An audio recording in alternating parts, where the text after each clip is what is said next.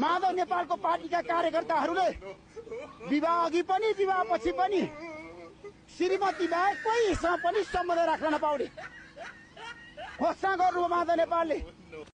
माकुनेले चाहिँ के भनेछन् भने कुनै बिहाभन्दा अगाडि या बिहाभन्दा पछाडि पर स्त्री या पर पुरुषसँग सम्बन्ध राख्ने मान्छेको चाहिँ उनको पार्टीमा ठाउँ छैन अरे। बुढाले उर्दी जारी गरेछन्।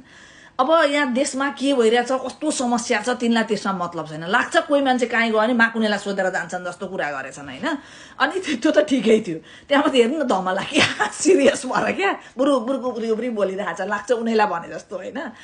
अब बुढाले यो उर्दी ठिकै ल्याए क्या, किनभने यत्रो गठबन्धन गर्दा त तिनको पार्टी राष्ट्रिय स्तरमा गयो होइन, दर्ता हुन सकेन भने अब सिङ्गल पार्टी लड्दाखेरि तिनको हालत के हुन्छ होला। लाग्छ कुनै बुढाबुढी र माकुने मात्रै क्या, त्यो चलमलाउन नसक्ने बुढाबुढी र माकुने मात्रै रहन्छन् माकुनेको पार्टीमा क्या।